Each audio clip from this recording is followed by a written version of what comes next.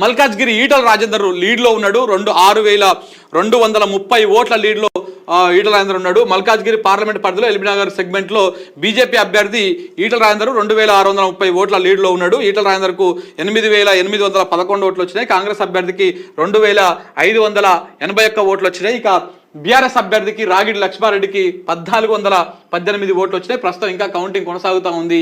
So ఇక్కడ ఎల్బీనగర్లో అయితే BJP హవా క్లియర్గా ఉంది. బీజేపీకి ఎల్బీనగర్ స్పెషల్గా మాట్లాడుకుంటే ఇక్కడ సిట్టింగ్ ఎమ్మెల్యే ఎవరయ్యా, బీఆర్ఎస్ ఎమ్మెల్యే ఉన్నాడు. బీఆర్ఎస్ ఎమ్మెల్యే ఉన్నా కానీ ఇక్కడ ఓట్లు మాత్రం బీజేపీ వైపే పడ్డాయి. అంటే ఎమ్మెల్యే మరి ఈ అభ్యర్థికి సహకరించిండా, ఎంపీ అభ్యర్థికి సహకరించలేదు అనేది మాత్రం ఇక్కడ చూస్తుంటే మాత్రం అర్థమైపోతా ఉంది. సో కాబట్టి ఏ విధంగా ఉండబోతా ఉంది, క్షణక్షణం అయితే ఫలితాలు అయితే మారిపోతా ఉన్నాయి. ఎప్పటికప్పుడు మీ ముందుకు వచ్చేటువంటి ప్రయత్నం చేస్తా. ఒక్కసారి మహబూబ్ నగర్ చూసుకుంటే ఆహా కరెంటు పోయిందంటాయా బాబు.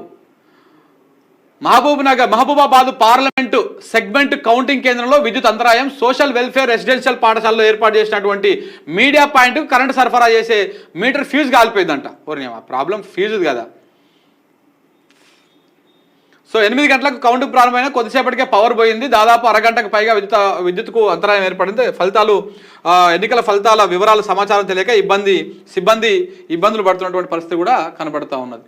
300 సీట్లు దాటిపోయినాయి. అప్పుడే 300 సీట్లు దాటిపోయి దాదాపు 310 స్థానాల్లో ఎన్డీఏ ముందంజలో కొనసాగుతూ ఉంది. 156 స్థానాల్లో మాత్రమే ఇండియా కూటమి కాంగ్రెస్ లీడ్లో కొనసాగుతూ ఉంది. 310 అంటే ఇంకా అయిపోయినట్టు ఆల్మోస్ట్.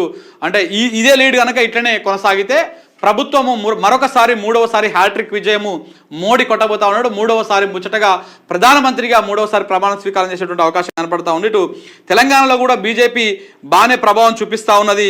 ఇటు నేషనల్ వైడ్గా కూడా బీజేపీకే ఎక్కువగా కనపడతా ఉంది. 5 స్థానాల్లో బీజేపీ ముందంజలో కొనసాగుతూ ఉంది. ఇక ఎంఐఎం హైదరాబాదు స్థానంలో లీడ్లో కొనసాగుతున్నటువంటి పరిస్థితి కూడా కనబడతా ఉంది. 3 స్థానాల్లో ఇంకా బీఆర్ఎస్ పార్టీ ఖాతా తెరవలేదు. ఇక ఇటు ఏపీకి సంబంధించి చూస్తే 3 స్థానాల్లో వైసీపీ లీడ్లో కొనసాగుతూ ఉంది. 8 స్థానాల్లో కూటమి లీడ్లో కొనసాగుతూ ఉంది. అంటే ఇక్కడ 8లలో 7 టీడీపీ అభ్యర్థులు, 1 పవన్ కళ్యాణ్ లీడ్లో కొనసాగుతున్నటువంటి పరిస్థితి అయితే కనబడతా ఉన్నది. సో మొత్తము 3 స్థానాల్లో ఇటు తెలంగాణకు వస్తే 3 స్థానాల్లో కాంగ్రెస్ పార్టీ ముందంజలో ఉన్నది. 5 స్థానాల్లో బీజేపీ ముందంజలో ఉన్నది. ఇక బీఆర్ఎస్ ఇప్పటిదాకా అయితే ఇంకా ఖాతా ఓపెన్ చేసినట్టుగా అయితే కనబడతలేదు. సో చూడాలి ఏ విధంగా ఉండబోతోంది.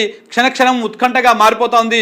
315 సీట్లలో బీజేపీ ఎన్డీఏ కూటమి ముందంజలో కొనసాగుతూ ఉంది. మొత్తం ఉన్నది 543 లోక్సభ స్థానాలకు 315 స్థానాల్లో బీజేపీ మరొకసారి ముందంజలో కొనసాగబోతా ఉంది.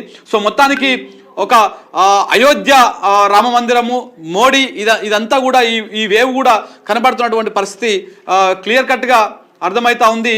ఇప్పుడు ఏదైతే ఇంటింటికి తలంబ్రాలు పంపించడం, ఇంటింటికి ఇట్లా ఇది పంపించడం, ఇవన్నీ కూడా క్లియర్ కట్గా అర్థమవుతున్నటువంటి పరిస్థితి కనపడతా ఉంది.